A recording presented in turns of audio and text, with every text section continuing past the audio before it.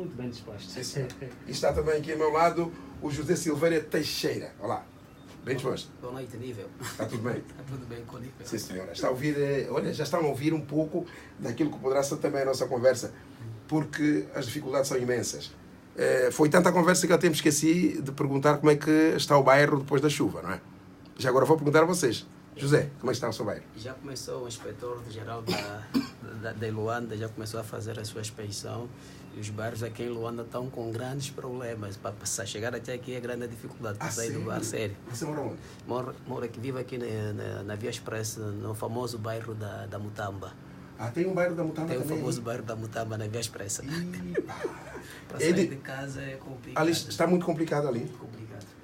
Mas vocês não têm asfalto na área? É tudo Não, terra batida? É tudo terra batida. Sim, tudo sim. terra batida. Então aí é você procurar caminho para poder chegar até o asfalto. E acha que quanto mais tempo vai ter para viver essa situação? Eu acho, não sei com essa nova política Sim. de Angola, com essa nova governação, acreditamos que daqui eu já não verei isso, senão os meus filhos. Sim? Acha? Sim. É, porque é verdade, para nós chegarmos até 1973, que Angola produzia algodão, café, produtos mundiais, né? Mas demorou muito não. Quer dizer, agora que temos de fazer cerca de 60, 80 anos. Não é fácil, não é fácil. No tempo, eu lembro, no tempo dos nossos pais, Sim, sim. não estávamos em período de paz, em período de guerra, mas tínhamos algumas indústrias que ajudavam o país a desenvolver. E hoje, no período de paz, essas indústrias todas foram destruídas. Hoje vivemos de muita importação, né? Então isso dificulta mais o próprio desenvolvimento do país. Mas avança algumas pessoas, avança o bolso de algumas pessoas. Avança de algumas pessoas, não avança também. Seria bom se avançasse o bolso da maioria das pessoas. Claro, porque sim, você tem razão, porque o dinheiro que se gasta é dinheiro do Estado, não é? É produzido de todos para todos. Sim, é claro, Então, não devia ser assim. Tinha que beneficiar uma boa parte, não a minoria. Mas agora, pronto, agora o que estão a fazer, eu estou a ver a PGR preocupada com agora, há dias, há bem pouco tempo, há cerca de mês e meio, vi que haviam 70 processos de corrupção, contra a corrupção. Hoje já há 600 processos. Dizia que há mais de 500 processos. Não, 600. Eu já vi 604. Está escrito 604. Quer dizer que quem não fez, quem teve orçamento do Estado no bolso no passado, deixa ele vai passar mal. Sim, agora é maior cuidado com a gestão dos erários públicos. É melhor não estar lá. É melhor não estar lá, para não ter problemas. Nós estamos nas nossas artes, que Sim. não a PGR. Nós somos a própria inspeção daquilo que estamos a fazer. Diodato, bem disposto? Muito bem disposto. Muito bem. Onde é que você vive? No Morro Bento. Morro Bento. Morro Bento está calmo, aqui bem pertinho, está tudo calmo, não? Sim, Morro Bento Não há cá muitos problemas de acessos. Tem asfalto. Sim, o Morro Bento não tem muitos problemas, apesar de diferenciar um pouco de área para área, né? Por exemplo, a área da multiperfil, aquela área não tem problemas, mas tem essa área aqui de trás do Candando, aí do Kikagil, aí no interior. São escassos metros, mas há problemas aí, né? A concentração de água, exatamente, a concentração também de água, pois, etc. Ali sim é uma área, afeta ali um charco muito grande, antigo, não é? Eu há muito tempo passei por aí e havia um charco que dava medo de pôr o carro, quer dizer, mas eu não sabia se lá tinha, quem não mora aí não sabe se tem buraco, mas hoje, agora assim que choveu, acho que aquele charco continua. A questão da chuva em Luanda é sempre um problema, né? Porque pode não ter concentração de águas, mas do outro lado há outros desastres, né? Há casas a cair, enfim, há outros desastres. Né? Há poucos dias eu ouvia que o relato das mortes, né? Ouvíamos o relato das mortes por conta das chuvas. Enfim, Luanda não é uma província, enfim, com condições para acolher chuvas, mas essas condições devem ser criadas por nós. Somos nós que devemos criar as condições, porque assim como está vendo concentração de água, buracos por todos os lados, lixo por todo lado, pode não ter um buraco, pode não ter concentração de água, mas temos lixos nas portas, enfim, temos todos esses problemas que há que se resolver. Obras mais construídas, ontem ainda caiu o piso, o teto de uma loja, onde o cidadão foi fazer compra, foi comprar tintas, e infelizmente o teto caiu e ele ficou lá. Aqui no Talatona mesmo, onde tem o asfalto. E os jovens, as pessoas que lá estavam faleceram? Só só estava um moço que estava a atender, mais um cliente. O cliente é que realmente faleceu. Faleceu no momento? No momento. O teto caiu? O teto caiu e se foi. Que loja é esta? Aqui uma loja de tinta aqui no Talatona mesmo, aqui na via. A sério? Para ver que não estamos preparados para receber chuvas nem nada. Mas há muito tempo que Paulo, vai ainda buscar aí um bocadinho de só o Luís Visconde, o chofer de praça, para que os nossos queridos escutem o que ele efetivamente fez no passado. Ele... Vê lá! Esta música foi gravada em 1968. Então já avisou muito tempo, no tempo colonial, que existia Essa mensagem há muito tempo. essa mensagem. Como é que hoje não conseguimos ter uma... Não é não. Não, esta música, deve ser a versão. Esta é a versão. Mas pronto, de qualquer maneira, para dizer que os problemas são imensos, não é? Os problemas são tão imensos que nós não sabemos como é que vamos andar, às quantas vamos andar, porque afinal o nosso país precisa de muita gente, precisa de termos dados que efetivamente melhorem a situação dos angolanos. As chuvas o que trazem é doença, que trazem problemas de família. Então, eu acho que o que nós devemos fazer é criar formas de termos o dinheiro, o Orçamento Geral do Estado, não ir para o bolso, que vai diretamente para a construção, para tudo que queremos que seja uma cidade ótima para se viver. Então, estamos aqui neste espaço da noite. O espaço intitula-se Ponto de Encontro. Essa operação resgate que nós fizemos, nós deveríamos também fazer operação resgate dos valores culturais. O desenvolvimento de um país não é só econômico. Qual é a coisa daqui? Temos uma vaidade em glória e Tempo. temos... Ponto 1, 2, 3. Só para o tempo. Ponto 1, 2, 3. Sim. Sempre inovador. Vamos fora a publicidade. Aquele separador para ler. Então não podemos... Está bem. O primeiro, não é... Não tomo nota, é? Sabes qual é? Sim, sim. Aquele do separador do sarrobrado. Não é esse. Cantamos a música dos outros. Quando eu escrevo um livro... Quando acabar, são 18h30. Tá. Nós estamos a exaltar a nossa cultura e a levarmos o que de melhor se faz aqui dentro, o respeito que temos um pelos outros, a cooperação entre os povos cá dentro, é que vai suscitar a curiosidade dos outros lá fora para virem conhecer o nosso país, trazer turismo, trazer tudo, fator económico e por si só o desenvolvimento.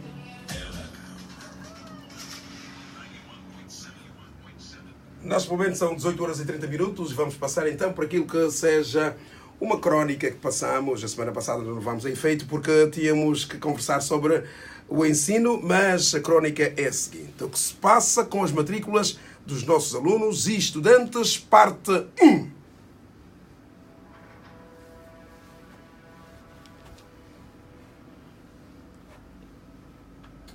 O tema em epígrafe tem início nos idos anos de 1970, quando houve em Angola uma enorme mudança no ensino regular, porém motivado pelo fim do regime colonial. Logo após a nossa independência nacional, a 11 de novembro de 1975, sabe-se, os angolanos partiram para a condução de seus próprios destinos em meio a querelas político-ideológicas que desestruturaram sobremaneira todo o tecido cultural de Cabinda Cunene e do Mar ao Leste. E aliada a toda essa discrepância político-militar, esteve também a redução dos níveis de interesse dos cidadãos pelos estudos, muito por culpa das zonas em conflito que obrigaram um sem número de cidadãos a uma longa e difícil deslocação sem retorno. A exemplo destes e de outros casos, estavam algumas situações de fugas frustradas de populares em áreas em conflito, quer fossem do sul, do norte ou mesmo do centro de Angola. Isto é, em busca de um resguardo definitivo em paz na capital, Luanda. Se para êxodo de qualquer maneira, alguns cidadãos beneficiaram de uma mera sorte ter salvo aquela vida quase sem valor humanitário que os defendesse das fortes atrocidades, sendo que o assunto em questão faz já parte de um erro autêntico do passado, eis que, envolvidos quase 17 anos de paz, os cidadãos redobraram o forte desejo pela formação académica que uma grande parte dos angolanos decidiu combater os níveis de ignorância com o recurso aos estudos. Se todo esse desejo foi acontecendo normalmente e aliado ao interesse das próprias instituições ou estabelecimentos estudantis na época, qualquer cidadão conheceu uma ótima recepção no local de ensino. Muitos foram os angolanos que não só reclamaram classe a estudar, se ano zero, como sujeitaram alguns dissabores dos mais novos em turmas à noite, entenda-se barras ou barraqueiros. O certo é que quem ali permaneceu pacientemente, bem ou mal, conseguiu formar-se. Na época, Angola chegou mesmo a agradecer pelo gesto dos estudantes guerreiros, porque, diga-se, o país estava realmente a precisar de quadros. Um pouco mais tarde, alguns até tiveram a sorte de beneficiar de bolsas de estudo e, para tal, cada um deles deixou Angola e partiu para Cuba, União Soviética, Iugoslávia, Polónia, RDA, Hungria, etc., etc. Países esses de regimes comunistas que ajudaram Angola a formar os seus futuros quadros.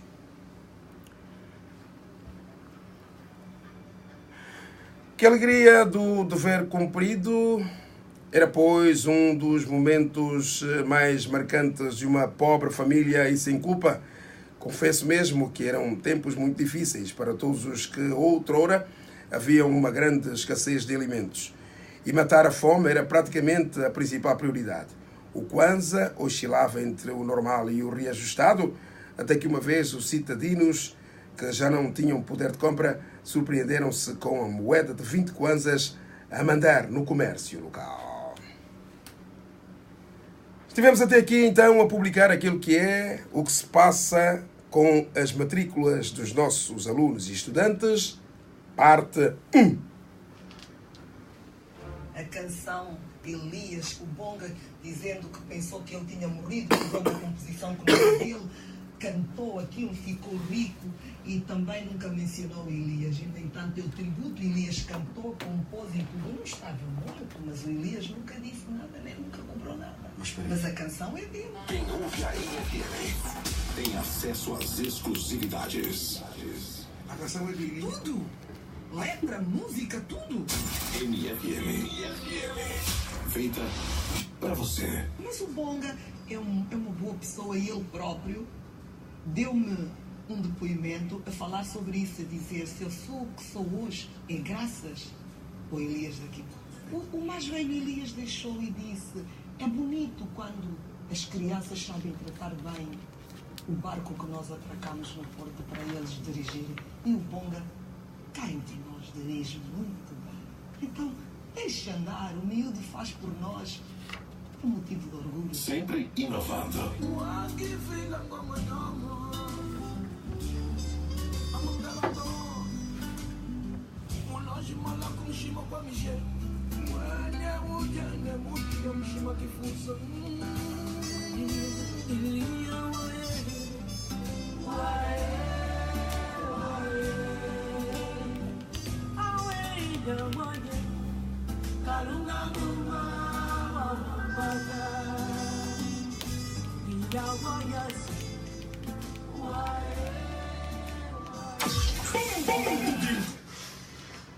Às 8h36, aqui estamos desde as 18, já é noite em Luanda. É verdade que aqui, neste momento, estou com o Diodato Francisco e José Silveira Teixeira. José Silveira, quem é você, afinal? José Silveira Teixeira é professor de teatro, é ator de teatro e também sou o coordenador do espaço A Teatro no Camões. Teatro no Camões. Teatro no Camões. É o nome de um espaço. É um espaço depois da minha formação em Cuba, depois de terminar a licenciatura em arte teatral, especial de atuação, depois de chegar cá no país, então, além só de fazer o teatro, dirigir os grupos, devia fazer mais alguma coisa para contribuir para o conhecimento do teatro em relação aos grupos. Então decidimos, eu mais um professor cubano, criar esse espaço de debate, de partilha de conhecimento no Camões. Trimestralmente é como também se fosse um ponto de encontro. Os teatristas, obrigatoriamente, temos que nos reunir no Camões e debatemos diversos assuntos em relação ao próprio teatro. É um espaço crítico e teórico tem uma parte prática, uma parte teórica. A parte teórica é o espaço de debate e depois vem a parte prática, onde um grupo apresenta um espetáculo. Depois de apresentar esse espetáculo, o público e as pessoas conhecedoras do teatro fazem uma análise crítica no sentido de ajudar a melhorar o próprio trabalho e a melhorar a qualidade do próprio teatro. Está bem, visto que você é licenciado. Explicação extensa, é isso mesmo. Diodato Francisco, quem é você, afinal? Diodato Francisco é um jovem angolano, não é? Jovem angolano, docente universitário, diretor do Centro de Investigação Científica aqui do Centro de Ajuda Académica, e neste momento desenvolvendo outras atividades também, mais especificamente ligada à docência e ao Centro de Investigação Científica. Está aqui, afinal estou com gente que efetivamente está ligada à comunicação e também ao ensino. Como é que está o nosso ensino hoje? Bom, você vai ouvir um pouco estes textos que eu escrevi por causa das dificuldades? O nosso ensino, nós podemos aqui fazer uma análise de duas vertentes e em duas fases específicas, né? Nós podemos falar, por exemplo, da época anterior a 1992 e falar também da época posterior a 1992. A primeira ideia que fica é que depois da conquista da independência, em 75, houve uma desorientação geral que não facilitou ao todo. Isso não aconteceu só com Angola, aconteceu com todos os outros países que foram colonizados por Portugal. Houve uma desorientação geral que fez com que os autóctones, angolanos, moçambicanos, cabo-verdianos, tivessem que criar por si mesmos formas para garantir que essa estrutura funcionasse, a estrutura da educação. E durante esse período nem tudo funcionou. Nós, em Angola, tentamos, em 75, dar um rumo e depois, dado o sistema político vigente na época, em 92 corrigiu-se com um novo sistema de governo, um novo sistema econômico também, mas hoje continuamos a ver que, de um lado, existe uma grande necessidade de se incluir cada vez mais pessoas no sistema de ensino, mas do outro lado existe também a grande fragilidade que nós temos, que é a qualidade destes quadros. Eu fico, e agora que eu via a falar, por exemplo, aqui o colega de painel a falar dos estudos em Cuba, sim, eu fico aqui e lembro a minha memória de vários outros estudantes que saíram do país como bolseiros e que regressam ao país e ainda procuram empregos, por exemplo. É alguma coisa que eu não consigo perceber. Porque o Estado, esses que saem por via do Estado, por exemplo, com bolsas do Estado, o Estado investe para eles estudarem lá fora, mas que eles experimentam outras realidades, conhecem outras realidades, compreendem as coisas de forma diferente e chegam aqui em Angola, não têm prioridade para ter um trabalho digno, onde consigam aplicar tudo aquilo que eles aprenderam. A China, até 1975, não era a segunda maior economia, estava entre os países lá da cauda. Até 72. De 72 até os anos 2000, o que a China fez foi enviar os seus quadros para as melhores universidades do mundo. Quando os quadros regressassem para a China, a primeira opção do Estado era enquadrar esses quadros. Por quê? Porque o Estado percebia que eles vinham com uma outra visão, experimentaram outras realidades e tinham a obrigação de implementar no país tudo aquilo que aprenderam noutros Estados. E quando eu vejo, por exemplo, esses que estão formados, esses angolanos formados, esses quadros angolanos formados no exterior, mas que entram ainda para o país e têm essas dificuldades de emprego, de facto é com muita pena que se vê isto. Ainda por cima é um país que tem toda a dificuldade, um país que está na cauda dos países do submundo, não é? Exatamente. Eu acho que se nós não prestamos atenção, vamos passar para o quinto mundo. Disse que há países do terceiro mundo, é uma casta de países que formam nomes e criam nomes para países, mas nós não somos envolvidos, não estamos em vias de desenvolvimento. Até porque um país com 120 milhões de hectares, 120 milhões de hectares, isso mesmo, metade disso não tem ninguém, metade disso é floresta, é selva.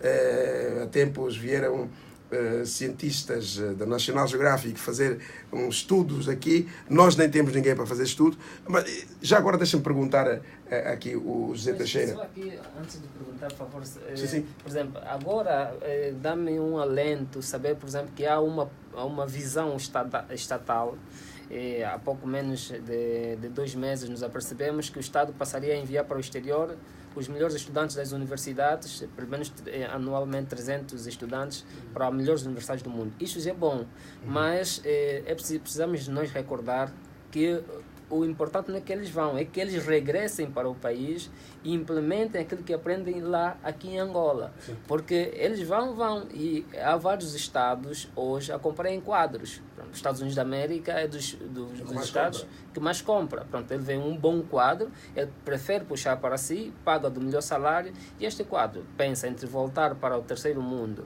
ou entre voltar diplomaticamente, entre voltar para os países em via de desenvolvimento ou continuar no país da linha da frente, permanece lá nos Estados Unidos. Claro, e depois ficamos sem... Quer dizer, nós é que pagamos o ensino do jovem e depois o jovem acaba ficando em outro lugar. Mas já agora ia perguntar ao José Silveira, passou também por isso que o Diodato está a dizer, veio para Angola e encontrou dificuldades de trabalho? Sim, nós éramos um grupo de 15 estudantes. Sim. Fomos um grupo de 15, uns foram na parte da música, 4 na música, 3 em dança, 4 em teatro e outros em artes plásticas. Depois da formação, quando regressamos no país, é o que ele disse, é a pura verdade. Não encontramos realmente espaço para pormos em prática aquilo que realmente nós aprendemos, para pôr em prática o investimento do próprio Estado. Como é que é não encontrar espaço? Não havia trabalho. Mas já havia academia de música? Já havia academias de arte? Já havia academia de arte, então, mas não havia... O Miguel sabe que agora chegamos num processo muito burocrático, que tem sempre concurso público, tem que esperar o concurso público. Então, nós chegamos em 2011, de 2011 a 2014 não havia concurso público. Então, tínhamos que esperar esse concurso público. Estávamos aí na academia a trabalhar de forma a colaborar, aí mesmo só lá às vezes assinar ler papel, ver documento, mas trabalhar naquilo que nós realmente queríamos. Estávamos a trabalhar na técnica. Fazia o trabalho administrativo. Mas, infelizmente, agora já surgiram as 2 escolas. Temos agora a Escola Média de Arte, que está aqui o CEART, onde o Miguel esteve lá no dia da cultura de fevereiro a apresentar o espetáculo. E muitos de nós estamos enquadrados na Escola Média e outros estão na escola Superior, que está no Quilamba. Mas isso começou quando? Essa facilidade começou quando? O CEART foi inaugurado em 2015. 2015? Foi inaugurado em 2015. Foi em 2015 que você também entrou? Foi em 2015 que muitos de nós também entramos, começamos realmente a trabalhar. Ok. Quer dizer, 2015 até agora já passam 3 anos, né? Passam 4 anos. Já passam 4 anos. Passam 4 anos. Então já está integrado, não é? Já, felizmente já estamos. Está a gostar do que está a fazer? Sim, realmente estamos a gostar do trabalho, porque esse é o que nós queremos depois do investimento que o Estado fez. Temos também contribuir para o bem da nação, para o bem do país. Estamos enquadrados nas escolas e a trabalhar e a passar o nosso testemunho. E os colegas? Os colegas também estão felizes, estamos divididos, uns estão no ISART e outros estão no CEART. Okay. E vocês então vão implementar aquilo que, segundo aqui o Diodato, que vocês aprenderam no exterior? Sim, esperamos implementar, né, ajudar a melhorar as artes, particularmente a arte teatral, né, onde realmente eu estou formado. Sim, depois vemos todos de Cuba, né, temos a vertente cubana, que é um país, em termos a nível da educação e formação, está a nível mais alto, como diz o Miguel Neto, alto nível. Cuba, não é? É bom formar-se lá, em Cuba, não é? É bom. Salvo algumas dificuldades, também que às vezes são inerentes. Mas melhor até, salvo a dificuldade econômica que o país tem, mas a nível cultural e a nível da educação supera qualquer dificuldade. Isso é que é mais interessante. O José Silveira não aceita que haja música de playback. Não acredito que goste. Não, eu não posso dizer que não gosto. Cada um é... Não, porque quem se forma em Cuba está habituado à música. Não há playback. É tudo acústico. Tem que ser, é ao vivo. É ao vivo. Portanto, tem que ser lá. A técnica tem que aparecer. Não é? E em Cuba há muitos músicos que tocam vários instrumentos, não é? Sim. Isto é normal, não é? É normal. Toca flauta, toca sintetizador. Sim, porque a escola também permite isso, porque tu podes estar a fazer a especialização em um instrumento, mas tens um outro instrumento como complemento. Então podes sair da escola como flautista, mas também podes tocar a guitarra tens a guitarra como complemento. Sim, senhor. Diodato, o que é que nós podemos fazer para ajudar o país? Eu noto que o país agora desde 2017, creio 2015, 2017, né, começou a ter um pouco de ideia para melhorar as condições frágeis que nós temos. Qual é a ideia que nós temos de melhorar um pouco mais esse país daqui para frente? Como é que podemos fazer? Na base do ensino. Porque você disse que estudar fora, está certo. quando o país quer sair desse marasmo, não é? Mas nós também temos escolas aqui também, porque o nosso ensino é feito aqui, os ensinos dos nossos filhos é feito aqui. Eu acho que o nosso ensino tem que melhorar. Como é que nós podemos melhorar isso? Sua ideia? Eu estou muito relacionado, dada a atividade que desempenho no Centro de Ajuda Académica, ao nível ao subsistema de ensino superior, né? E talvez por aí é que eu faço a minha abordagem. Não vou falar do ensino geral, mas vou falar apenas do nível superior, onde eu estou inserido. Sim. Nós, em Angola, temos sim que melhorar o sistema de ensino. Temos sim que melhorar o sistema de ensino e todas as outras áreas sociais. O que é que nós teríamos que melhorar, por exemplo? Nós fazemos pouca aposta na investigação científica. O país precisa cada vez mais de uma investigação científica feita com seriedade, que os trabalhos de pesquisa científica sejam aproveitados com seriedade, que os professores, os estudantes que desenvolvem pesquisa científica desenvolvam com qualidade. E neste sentido, ainda nós temos verificado que muitas instituições do ensino superior existem formalmente, mas não respondem aos desafios que o país necessita. Temos instituições do ensino superior públicas e privadas que não têm bibliotecas, que não têm laboratórios, mas têm estudantes de engenharia, de química, de biologia, etc. De engenharia não tem nada, né? Exatamente, que é daqueles que terminou o curso de engenharia, mas não sabe como trabalhar com as máquinas, terminou o curso de medicina, mas não consegue, ou de química, mas não consegue usar o microscópio. Enfim, temos esses problemas. E os reagentes, né, para fazer misturas Exatamente, e desconhece os reagentes, etc. Então, temos essa questão da investigação científica que as instituições do ensino superior não levam muitas vezes a sério, não assumem a sério, porque é sua responsabilidade, e por não assumirem a sério, lança para o mercado profissionais que não conseguem responder aos desafios sociais, profissionais que você lhe dá uma responsabilidade de ordem social, mas que não conseguem encontrar os problemas, não conseguem identificar os problemas. Por quê? Porque tem essa fragilidade do ponto de vista da investigação científica e não está acostumado à qualidade de um trabalho científico feito à dimensão da universidade. De um lado, precisamos apostar seriamente na investigação científica. O Estado também precisa apostar nisso. Portanto, o nosso Estado, até o orçamento anterior, de 2017, apostava 0,49% à investigação científica. Portanto, no cômputo da educação, que tínhamos quase 6%, só para a investigação científica nós tínhamos 0,49%. É pouquíssimo. É pouquíssimo. Ou seja, é nada.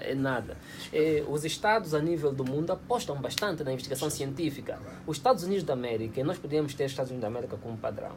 Os Estados Unidos da América vive da investigação científica, o Google, o Facebook, o Instagram, o WhatsApp, só para falar dessas redes sociais, coisas existem. Até que já nos controlam, não é? Exatamente. São fruto de quê? São fruto da investigação científica. O Estado, os Estados Unidos da América, a instituição, o Estado, aproveita bastante esta iniciativa da investigação científica e beneficia. Hoje todos nós usamos Facebook e eles nos controlam, sabem o que é que nós gostamos mais. Mas por quê? Por uma iniciativa que foi de investigação científica. Precisamos apostar mais na investigação científica. De outro lado, precisamos também ter professores com maior qualidade. Portanto, os professores que já existem precisam fazer... Exatamente. São formados. Mas estudou fora ou estudou aqui? Estudei cá. Essa questão os professores que já existem precisam qualificar-se cada vez mais. Há formações, há workshops aqui no país e fora do país que nós, sendo especialistas numa ou noutra área, podemos participar. Não precisamos esperar que seja a instituição de ensino superior onde estamos empregados ou que seja o Estado a nos enviar. Nós podemos participar disto. E não precisamos que alguém pague constantemente a nossa formação para a nossa qualificação. De outro lado, as instituições também precisam, as instituições do ensino superior, precisam qualificar ou verificar, acompanhar cada vez mais o rendimento dos quadros que saem dessas instituições. Ou seja, nós temos estatísticas. A instituição Universidade X lançou 1.200 estudantes para o mercado licenciados. Mas depois foram para o mercado, estão todos empregados, criaram um emprego. O que é que estão a fazer lá no mercado? Ou estão todos eles em casa à espera que haja um concurso público? Mas também se o país não precisa, eles ficam todos onde estiver. E uns até acabam sendo alcoólatras, né? Porque bebem demais, para esquecer as malambas. Mas, podem criar empresas. O próprio Centro de Ajuda Académica, por exemplo, foi resultado de uma investigação científica que eu fiz com algumas pessoas e criamos um Centro de Ajuda Académica que hoje dá formação a docentes universitários a nível de todo o país. Vamos aqui perguntar. Eu estou de acordo com o Diodato. Mas é uma questão também muito importante, porque nós às vezes falamos muito do topo, claro, e às vezes esquecemos da base. Eu acho que o país que não semeia educação não vai depois colher nada. Eu acho que nós não é verdade, porque este país semeia quadros.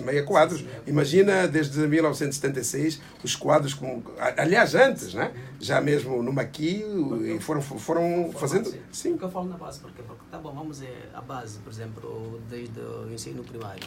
O investimento também devia ser desde essa base. Desde a base do ensino primário, porque também é aí onde está o grande problema. O erro está no começo. Está no começo. Quem são realmente os professores que trabalham, que estão a ensinar as nossas crianças? Vejamos uma coisa, vamos aos colégios. Hoje eu prefiro que meu filho estude na escola pública e não no colégio. Porque o colégio tem aquela tendência... Deixa-me perceber. Você prefere que o filho estude na escola pública? Sim. Eu prefiro que o meu estudo vá para a escola pública. O Diodato prefere?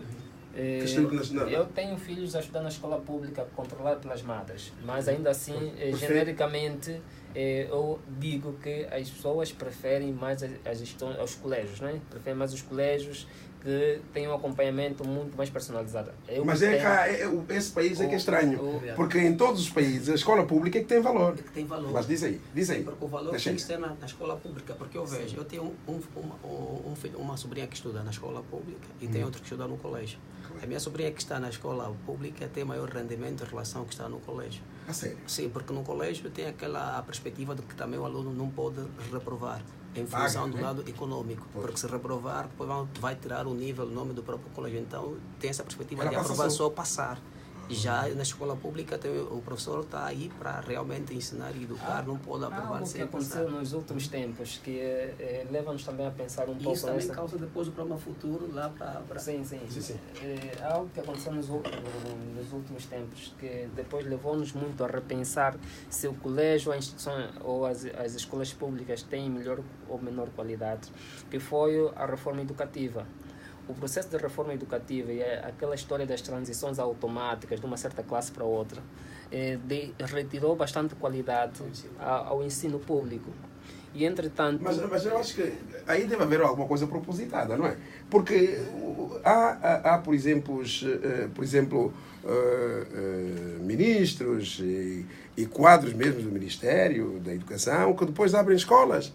Como, por exemplo, eu já ouvi falar de... Isto é que não pode acontecer. Não, se acontece, então... O Presidente da República, quando esteve nos Estados Unidos da América para a Assembleia das Nações Unidas, criticou coisas como essa. O ministro o ministro da Educação, que também tem um colégio, o ministro das Finanças... Mas aqui é assim. Aqui há escolas públicas que são dos ministros. Ex-ministros, nesse caso, né? Nesse caso, ex-ministros. Ministro da Saúde. Tem clínica. Não pode ser. Administrador do banco. Tem banco. O nosso país não, mas por isso é que as pessoas têm que falar.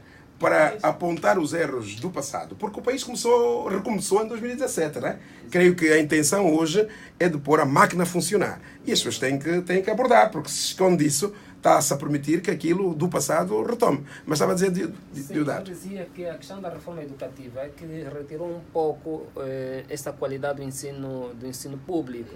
E as pessoas começaram a ver que parecia ser melhor o ensino privado. Mas o que aconteceu no ensino privado é que, dada a quantidade de estudantes ou de alunos que não conseguiam entrar para as escolas públicas, porque são poucas, e tinham que ir para o privado para ter mais estudantes, aqui já não diríamos estudantes, para ter mais clientes, fragilizaram ou flexibilizaram o ensino para albergar mais, permitiram que o estudante não reprovasse para continuar a pagar a propina, e daí começou a criar essa fragilidade.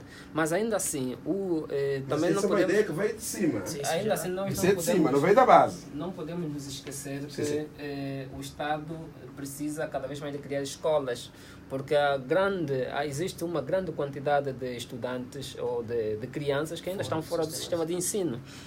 Mas o que nós precisamos, Diodato, Francisco, o que nós precisamos mesmo é ensino. Nós não precisamos de escola. Quer dizer, a escola, se vai haver bom ensino, tem que haver escolas. Mas agora, se não tem ensino com qualidade, as escolas também não fazem nada.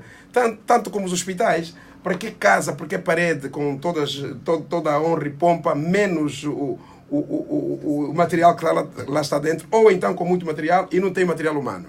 É complicado. Então, o que nós precisamos não é só a base. Porque nós disse muito aqui que as pessoas fazem muito para inglês ver. E nós temos muito desse jeito de inglês ver. As pessoas andam com bons carros em más estradas e ele próprio não sente. Eu acho que pessoas que houve uma fase de uma febre, andava-se com Hammer, por exemplo, né? Viatura Hammer. E as pessoas pensavam que o Hammer é feito para andar na estrada com acidente, com o terreno acidentado. Mas onde o próprio Hammer sai, anda em boas estradas. Quer dizer que o carro não é feito para estragar tão cedo. Sim. E aqui, vê bem, há muita coisa que é feita para inglês ver. Agora, se eles fizeram com que o ensino de escolas privadas fossem melhores para angariar dinheiro, estavam a prejudicar o ensino público. E em todo o país, você vai a Portugal, só mesmo aqui em Portugal. Em Cuba, como é que é o ensino? E também há lá as escolas privadas? Não existe escola privada. Não existe escola privada em Cuba? Não. Não? Não. Lá o Estado tem todo o compromisso com a formação do o Estado? O Estado assume todo esse compromisso. Não há cá escola privada? Então nós assim imitamos a quem? Imitamos a quem então? Nós que imitávamos Cuba, imitamos a União Soviética, porque é país comunista. Imitamos a quem? O que ocorreu é que de 92 para cá nós entramos num sistema econômico capitalista. Portanto, capitalista? Exatamente. Aqui, capitalista. O sistema, e esse sistema... sistema capitalista. E esse sistema... Aqui nem comunista nós fomos. Olha, saímos do comunismo, né, para o capitalismo selvagem. Não, mas espera aí, saímos do comunismo para uma economia aberta. Não. Portanto, Deodado Francisco, vamos conversar. Saímos do comunismo nós? Angola já teve comunismo? O regime político existente até 91 era este. Não, partido único. Mas não era comunista. Aqui é comunismo. Aqui mas não, quem viveu no país comunista é está aqui o Zé Silveira. Realmente, como é que é comunismo lá? É como aqui? Não é igual, está fora. Então, claro. Tem que explicar o Deodado Francisco, não sabe. Sim, nós tentamos evitar, mas não conseguimos chegar ao... Pois claro. Então, mas outra coisa que eu quero dizer ao Deodado. Não, também quero que veja também o seguinte. Então você, para entrar numa doutrina comunista, atenção, comunismo é doutrina. Você tem que ler, tem que conhecer. Aqui os mais vezes não leem. Ou leem mesmo. Você já viu que pessoas lerem com facilidade e tal, para implementar um processo, uma doutrina com leitura, com escolas e tudo? Não, em Cuba, eu acho que o José viu. Lá existe. Por exemplo, a reforma, para ver o grande problema é da reforma educativa que o Deodado disse. A reforma educativa que chegou a Angola, lá já em Portugal estava fora de uso, mas trouxemos aqui a Angola ainda. E nós tínhamos grande problema, Deodado sabe. Como é que você vai fazer a monodocência se sabes que o professor está capacitado só para lecionar uma determinada disciplina? Sim. Você está a criar aleijados dentro do próprio ensino, começando com o próprio professor, e depois isso vai corresponder ao próprio estudante. E depois chega até hoje, nós estamos nessas dificuldades que temos hoje. Mas Deodado fala. Eu voltaria à questão que fez. Sim. Nós que era como é que nós entramos para esse sistema, as instituições privadas. Não, aqui não há comunismo, não te retira. Aqui não houve comunismo. O que ocorreu aqui o sistema de partido monopartido foi de matriz leninista marxista, portanto foi mesmo comunista. Isso foi mesmo comunista. Agora, o modelo não era, o modelo adotado por Angola não era rigidamente. Então não era. Não era rigidamente o modelo cubano ou o modelo soviético. Você só entra nessa ciência, nossa doutrina, quando o modelo é rígido. Você diz, não, fomos comunistas. Então você está a jogar basquete que é parecido, basquete e handball e futebol tudo misturado. Vai dizer que aquilo é futebol. Não pode. Ou é ou não é? O Miguel Neto está de acordo ou não que nós entramos para um sistema de economia aberta e para um sistema de multipartidarismo. Não, economia aberta? Sim. Aquilo era capitalismo selvagem, já se disse. E depois tinha outra cena. Como é? Não, também tinha não sei o que de primitivo de capitais. O que era? Era a acumulação primitiva. Não, isto é outra coisa. Mas então... Estamos a fazer aqui alguma confusão. Sim. Não, isto é outra coisa. Era o sistema que nós tínhamos no passado. Isto é outra coisa. Onde depois agora estamos a ver com 600 processos no PGR. Isto é outra coisa. Isto é uma análise Mas sim. isto é uma análise do sistema, isto é uma outra coisa. Sim, sim. O que as grandes mudanças que ocorreram de 92, depois de 92, foi que o Estado angolano Multipartidarismo. adotou o multipartidarismo. Ou fomos já para o capitalismo? Portanto, adotou o multipartidarismo Sim. do ponto de vista político, do ponto de vista econômico, então transformou a economia aberta. A economia aberta permite a livre concorrência. E a livre concorrência, estamos a falar do liberalismo econômico, em que o Estado tem instituições. O Estado. Aqui não havia livre concorrência. Não, o Estado permite. Isto é que está lá na Constituição. E o Estado permite. Não, temos que ver a realidade. A Constituição. Sim, Olha, a Constituição é como. Como ele diz uma coisa, se fosse economia aberta, nós não teríamos esses centros processos que o Miguel disse. Não, está a sair, não sou eu que estou a dizer, está a passar Eu não estou a abordar que são os processos, porque não sou jurista. Não, o problema é que estamos a falar dos processos. Está a passar nas redes sociais, está a botar nas redes sociais e está também nos canais internacionais. Já vi, por exemplo, no Euronews. Portanto, a questão da livre concorrência que permitiu que, por exemplo, o Estado. Economia aberta. O Estado que. Economia aberta. O Estado, estamos a ver como é que nós estamos. Até 92, o Estado tinha um monopólio a nível da educação, portanto, o Estado dava educação. O que é que ocorre? De 92 para cá, o Estado permitiu que o privado pudesse investir, porque esta é uma característica mesmo da economia aberta. Sim. Permitiu que o privado pudesse investir. Ora, Claro. para investir, daí surgem os primeiros colégios, começam a aparecer os primeiros colégios e o Estado não deixou claro de assumir a sua responsabilidade, que é também garantir o ensino.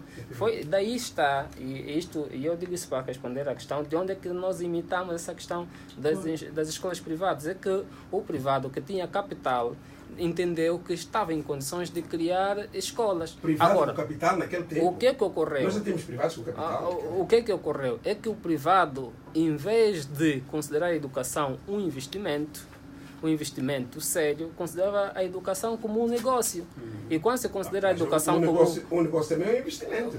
Não, Um negócio... é diferente. Agora, investir num armazém, investir numa escola é diferente. Não. Não, O que eu estou a dizer é que o negócio também é um investimento. Agora, o Estado é que não pode permitir que isso, claro. A mercantilização do ensino é dos principais problemas que nós temos hoje. Sim. Portanto, uma fragilidade para começar o ensino, estamos a falar, o estudante tem fragilidades na primeira, na segunda, na terceira, na quinta classe.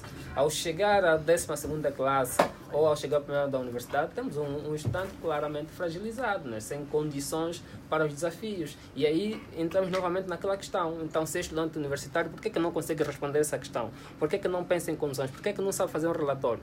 Porque tem erros de base muito fortes, decorrente de um sistema de ensino que não foi suficientemente rigoroso. Pois é. Então, Zé, tem alguma coisa a rebater aqui com o Diodato? Está tudo bem, né? É que o investimento tem que ser na base. Na base também nos professores. Hoje estamos muito preocupados simplesmente com o saber e não com a competência. Hoje temos o Miguel Neto, hoje faz programas na rádio lá, que hoje está aqui, vai em qualquer rádio, em qualquer televisão, porque tem competência. Acho porque tem competência. Até aqui criou o centro de aula da universidade porque realmente tem competência. Então temos que começar a investir na competência. Na competência do próprio professor. Só assim que teremos um ensino com qualidade. É verdade que aqui nós estamos a conversar com o Diodato Francisco, o José Silveira Teixeira, 2 quadros da nação que felizmente estão a trabalhar. Não é fácil ter pessoas que efetivamente se formem e depois encontrem emprego. Mas a verdade é que também podemos estar abertos, o nosso público está em casa. Em casa às vezes estão a escutar e muitas das respostas ótimas vêm mesmo de casa. Quem está aí ao telefone? Alô, boa noite.